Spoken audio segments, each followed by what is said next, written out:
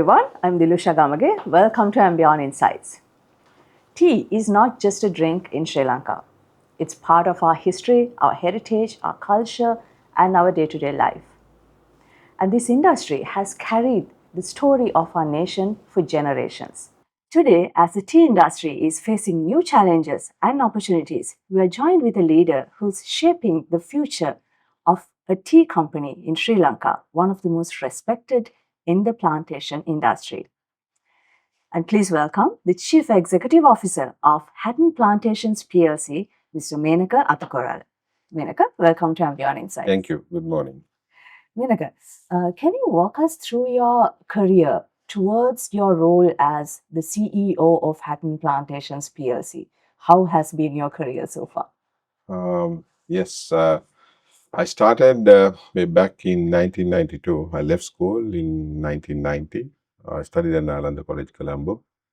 And then I joined directly as a creeper. You call that creeping in plantation terms. So as a creeper in 1992 under State Plantations Corporation. At that time, it was the government, semi-government entity that managed the plantations, the JDB and SPC, State Plantation Corporations.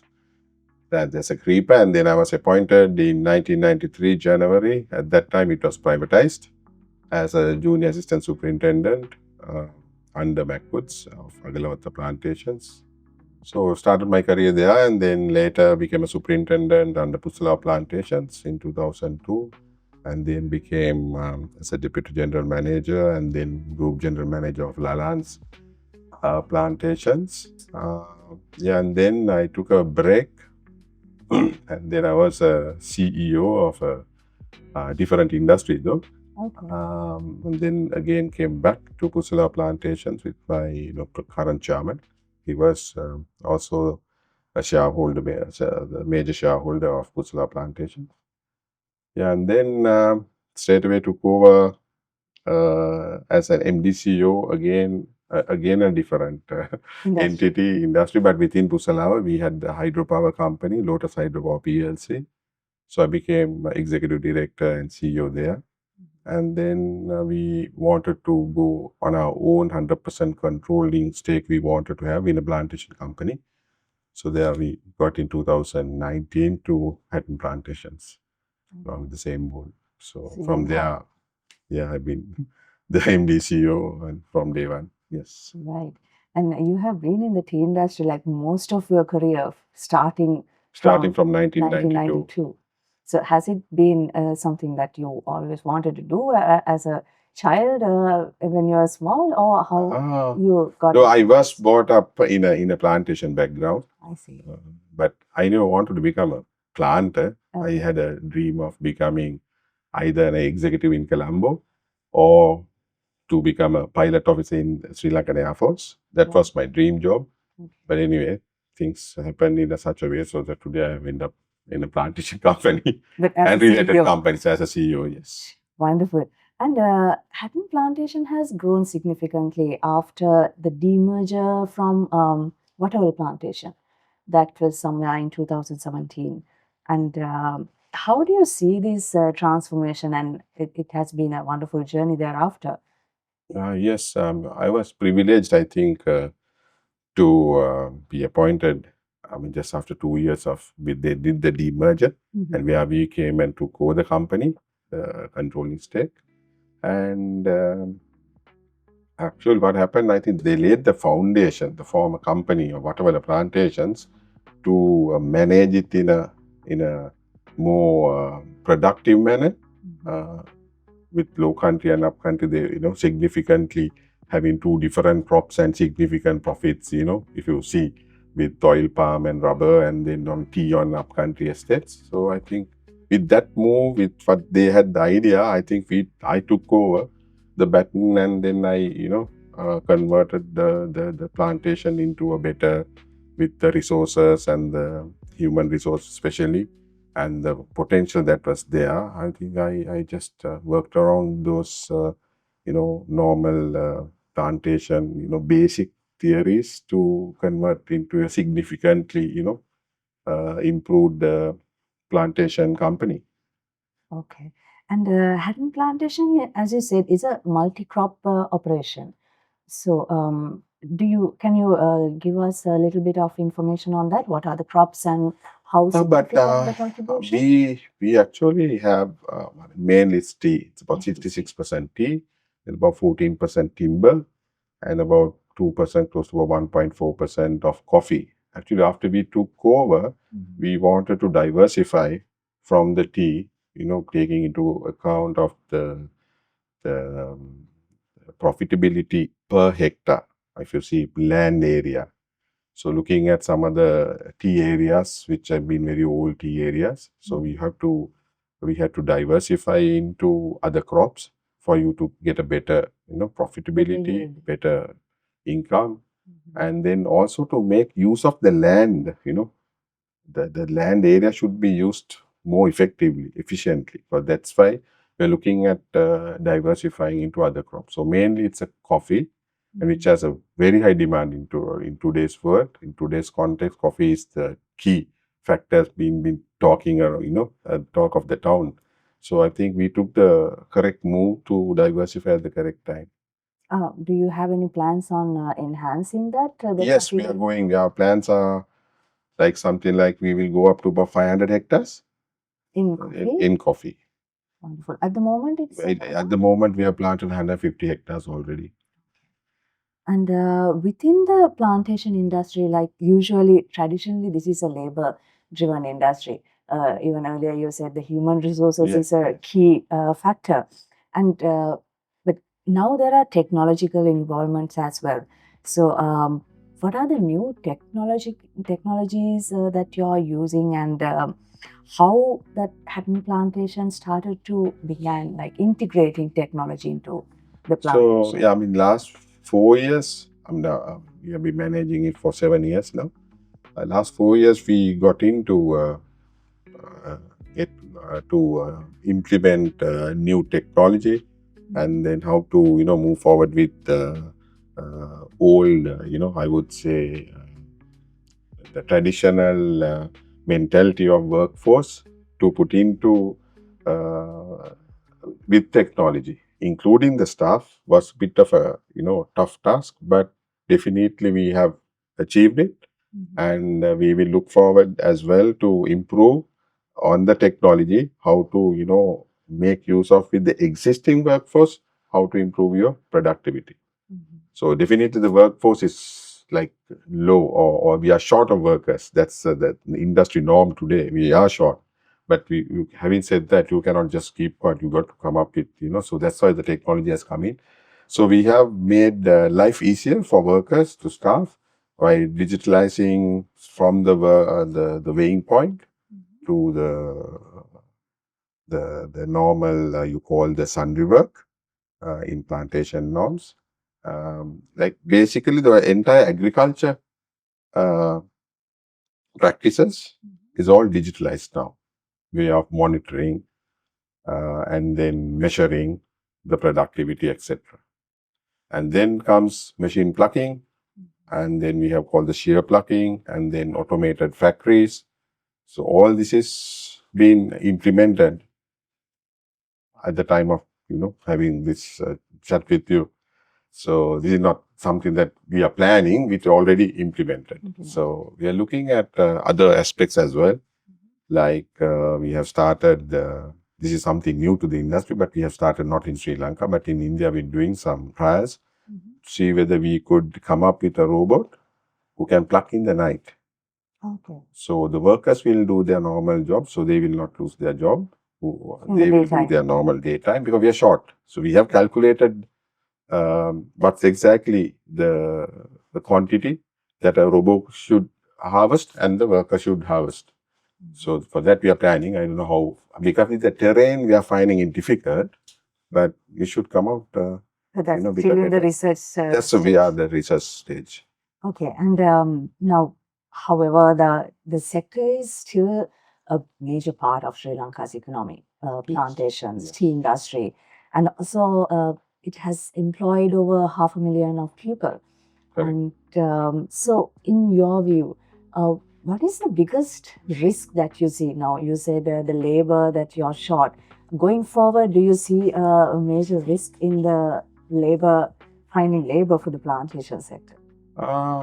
Yes, there is a risk. I mean, that's one of the major risks, but also you have an opportunity there. This has been the opportunity not only for our company or even across the plantation industry, because there was a situation earlier where we had excess workers. So at that time, it was very difficult to manage with an excess workforce. But today we are short. It gives you an advantage as well, so an opportunity as well. But definitely there is it's not a risk factor. It's not a risk. It's more than a risk. It's how we improve the productivity. The productivity levels of the plantation sector is very poor, I would say, compared to any other industry. So that aspect has to be addressed if you want to call it a risk. The risk will come in if you don't get the productivity. Then it's a big risk. But if you can improve the productivity levels of the workers by way of what I said earlier, you have the machines, you have plucking machines, you have fully automated factories, etc. Then the risk factor, you can mitigate the risk to a great extent. Manage that risk and Manage control. definitely, yes. Okay, so Menaka, now you were talking about the labor force quite a lot. So when it comes to skill development, you said their productivity levels is a challenge. Are there any are there any skill development programs that you're forcing or you're already implementing? Yes, we have categorized. It's the workers, the staff, junior staff, senior staff, etc. So we develop we have skill development programs for them. And then also one thing that I have introduced is this women empowerment, a very important thing that where in the plantation sector, it was predominantly the male was, uh, dominating the entire sector. Workers to managers to middle level, every levels of the management. It was a male dominant industry. Male dominant industry, 100%. So there was time there were some planters or trainee manager, assistant managers from some female came in.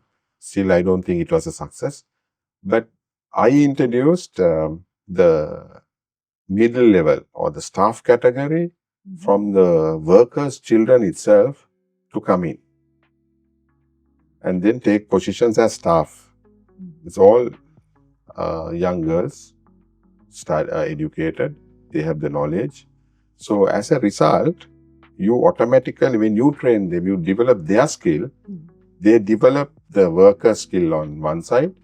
On the other side, they are with this, you call the Gen Z. So they know how to operate. Right? They are good in their computer literacy. They know how to operate, even the phone to everything. They are much more agile and, they know exactly where to put the things correct. Rather than we have, again, experienced staff which are not conversant with IT, even a mobile phone, just, a kind of set of people in the staff category. So, but by introducing this under the women empowerment, these girls have been doing very well. So that helps the skill development automatically, So they are being trained. That section is being trained, and then automatically the other staff has to, come up to that level if they want to be competitive with these young girls. No, it has become a challenge to the others. It's a challenge to some other senior staff. If they want to perform, then they have to, do all this kind of training, undergo training, whether you like it or not. Sometimes, they don't want to have training, So that's the mentality in the plantation sector, which has been there for 160 years. So we have been practicing that good old, the British style of management. Yeah, and you have with a command. It's that era is gone now. Now the new times are different. Yeah. And do you see that now when it comes to management of the estate management practices, what are the changes other than bringing or developing women as employees? What are the other changes that you see? We have come up with a plan to develop the managers, the assistant managers, not only in the normal agricultural practices, but to train them in other aspects, give them an exposure, especially. I got that exposure, especially working for a company that is, the parent company is foreign-based company. So that exposure is very important. So we are being sending our managers, assistant managers for foreign tours or organize foreign trips for them to go and get that exposure. It's not just training kind of thing, but more than that, the exposure you give them. So you learn, then you develop your skill on your own rather than going and sitting in a classroom. I don't believe in that, the theory of sitting in a classroom and trying to teach or learn things. So yeah, we develop our executives in those areas on the technology area, and so that's the plan. Like when you have coffee, you have to train them under coffee planting. How the coffee market is. Marketing. All that comes in today. It's not only, like I said, the agricultural practices of planting in a plantation, particular plantation. So you have to see the bigger picture and also to give that exposure to our executives. And having that parent company must be a big advantage. Definitely, it's a big advantage because we are a diversified company, like into renewable energy, trading, and then agriculture. Everything is there. So it's very easy for me to accept that challenge and then give that different exposure to the people under management. Yes. Okay. And when it comes to the industry now, it's slowly moving towards a value-added products, I must say. We are predominantly into bulk tea sales. So when it comes to these value-added products like tea bags, branded tea, or even specialty teas, so what's the Hatton Plantation strategy in that moving towards the value-added products? Yeah. So we have started this. We have our own brand, but I had to give you an idea of how Hatton Plantation operates in this scenario. Because as a plantation company, and generally you cannot export. You can get a special license from Tea Board and then directly export. But um, at the moment, most of the plantation companies have a sister company. So that company does the exports to everything. The end product, the value The end product, the value chain. We do only the production part. Right. So I also follow the same thing at the moment. So we have our sister company, the G&G Agro. So we do our branding to value addition to everything through that company. So Hatton Plantation, you can see. So Hatton Plantation does the production part for it. Right. So we can always cater to what the sister company needs, and then we do that part. And now you are talking about the value addition, the sister company that you are referring to. So how is the demand for the value-added products? What do you see about the demand from the market? Demand is there, definitely. But how you market it again, it's a competitive market. And my marketing team is working on it. And especially we have looked at the Chinese market today, which, we are looking at, I think, major portion of our teas are being exported to the Middle East. Eastern part must be about 54%, close to that. So, but we have the Middle Eastern market as well as other markets. So one of the major markets at the moment is Chinese market. So we are looking at the Chinese market, and because they are very competitive, and then they on a daily basis or on a monthly basis they want to improve on their product. So this is the study that we have done. So we are looking at those kind of markets. So definitely the demand is there. But it's just that, you get your marketing properly done. I think we will have, even sometimes we might even not be able to supply that amount of quantity, but they're demanding. Right, the demand as a company. Okay. So now you were talking about Middle East, like more than half of the production goes to Middle East. Now, given that we are facing a geopolitical crisis in the Middle Eastern um, segment, how do you find that challenge? What are the challenges that you see from the demand side and also the logistics?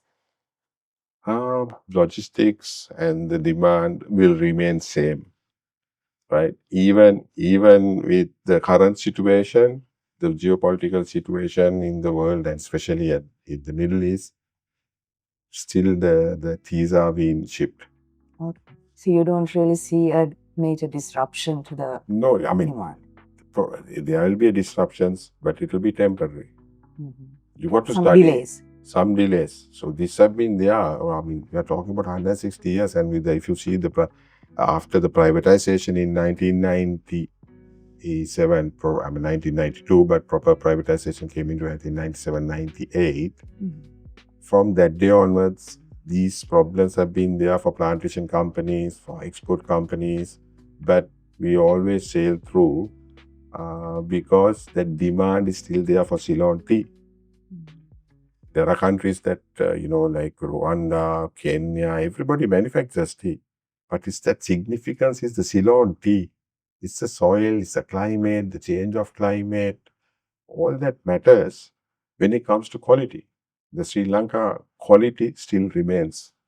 So, anywhere in the world, they say Ceylon tea or whatever, they can have 60-40, 70-30, but still that even that 30% is from the Ceylon, that so-called Ceylon tea, right? That still is there. So that demand is there. It's a matter of how you manage in a crisis, in a situation like this. Okay, you pause. Okay, you see, and then 1 week, 2 weeks maximum, then you're back in operation. And the tea industry has Tea been resilient enough for resilient, even generations to COVID, face this. the most affected was COVID and then the recessions. But not a single day in a single plantation company that work was stopped because of COVID. The country was benefited, country's main income source was the tea industry during that And period. it will remain the same. It will remain the same. Wonderful. And when it comes to plantations, the sustainability has become a major concern or a very important area to look at. And what are how central the sustainability is when it comes to your strategy for the Hatton plantation? Yeah, that's one of the key sustainability part of any industry for that matter, not only tea. I mean, we have taken so many steps as a company, especially the board of directors, especially the chairman, concerned about the sustainability of the company, and especially the tea industry, and the plantation. Sustainability all depends on your plantation, right? It's not about the marketing or, of other factors. The main factor is so that we have as a policy of the forestry gap is the good agriculture practices, and then harvest. I mean the so how to maintain a proper shade. This is certain things that have been a problem in sustainable agriculture. If you see in Sri Lanka. So what we have done as a company is to give preference to the soil, how to protect the soil, which is the key. Over the years, it has been, degraded, eroded, all that. So we give preference for soil and then the shade, etc.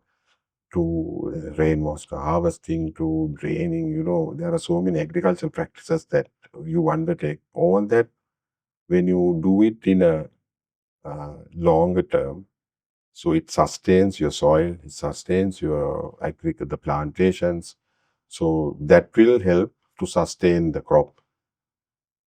Then automatically your pricing or your quality, all that factors will be sorted out once you do that, little sustainability on your plantation and the soil, especially the soil. Now it's no more as an option. It's a must. It's a must. Sustainability is a must. But I have to add something there. Sustainability, again, you have to make sure that you sustain your human resource. So there you have to give them, like I told you, the women empowerment, give more responsibility to the workforce to make aware that it's a part and parcel of this country's economy, and then they are part and parcel of the economy. The how much value is there for their contribution. If not for them, nothing would have been done all these years. So that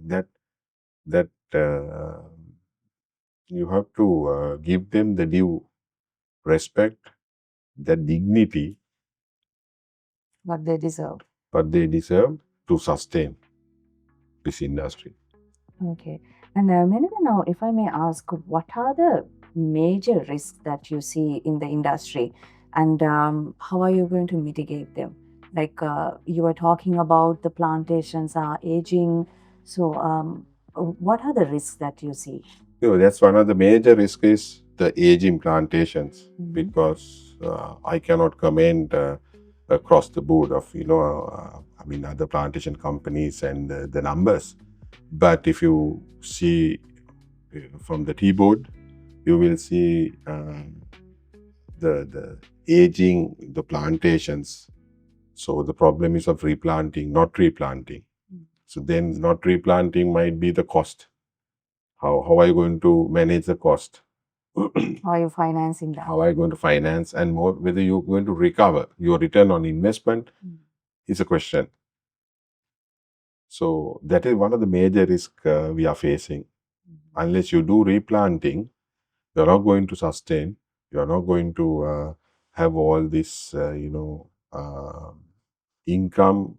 It's one of the biggest income revenue for the country. No? So that revenue is at a stake. So are we going to keep quiet without replanting? This is the biggest risk I see. Without replanting, there's no sustainability. What are your strategies? As a company, we are doing our replanting at a large scale. We are doing coffee, we are doing tea. So we maintain that. But as an industry, How significant? how is significant? Yeah. But for as a company, Hatton Plantation, yes, we don't have any problem. We are investing into replanting. That's clearly evident. It's there, as anybody can see it when you drive through. Up country, you can see that we are in business. So for us, that risk is mitigated. There's no problem in that. But other risks, like time to time, you find situations like geopolitical situations, Like what we are seeing now. what we're seeing now, might be economic crisis. I mean, it can be anywhere in the world. It will affect us. But like I said, it might be the first 2 weeks or 1 month. So we have been very, as a country, we are very lucky. We are blessed that we come out with it. I mean, without any, Being resilient. Be resilient. So that's the second factor. The other factor is again the shortage of labor that will continue. But then, like I suggested, or like I mentioned earlier, we have to look at not only plucking machines, not only other modernization of factories, but we have to look at a way of plucking the green leaf. And the most important factor I wanted to mention is we have been manufacturing tea with the good old system for 160 years. Right? Our factories might be modernized, but and then we were supposed to pluck 2-leaf and a bud. Right? But today, you're plucking a 3-leaf and a bud or more with a machine or whatever the other method, still you are expecting the same quality from that same machine. That has to change. This is something that I've been, working on it. I'm going to definitely do that change as a company. So I've spoken to 2 companies, or like in India and in China, how I could change this. What's the change you are No, I want to change the machine to give according that to same the the raw material you get. Now, raw material is not there. You have still the same machine. But there are, I mean, companies, we also do, we still pluck that, tea leaf and a two leaf and a bud, and then you manufacture. That's there. But there should be a change, at least 30%, 40% of your crop, your tea leaves, has to go in a different method to manufacture that kind of raw material. So this is where sometimes we are facing uh, a problem with your quality. We are talking about it, the quality of the Sri Lankan tea, quality has gone down, quality has gone down, your raw material is bad, your raw material is not 60% good leaf, 50% good leaf. Tea board is working very hard on it. They are, putting all kinds of, they are bringing in laws, all that to, control this green leaf factor. But my idea, or what I'm going to do is, okay, if there are certain things you cannot control, factors that beyond your control in today's context, because you're short of workers, so might as well you go with machine plucking. You have a larger leaf, but then you manufacture in a different way. Why do you want to manufacture the same thing with the same old method, which gives you the quality, but then your raw material has to suit that? Okay. So this is something that we are working on. And do you see the competition as a risk, like from Kenya, or you said that Ceylon tea is very unique? This is my personal opinion. I don't see any competition from Kenya. Right? Again, it's a quality. The Ceylon tea quality Ceylon is tea unique. quality, I don't know, for another 25 or 50 years, after 50 years, what will happen, I cannot predict. But still, our quality remains the same. So you can buy Kenyan tea, but you will still add about at least 10-20% of Ceylon tea. Just to get that quality. And remains. okay, Menaka, now you were talking about the risks. What are the opportunities you see in the industry? I mean, like I said, it's always an opportunity. I don't see any, to be honest with you, I don't see any risks. I always take everything as an opportunity.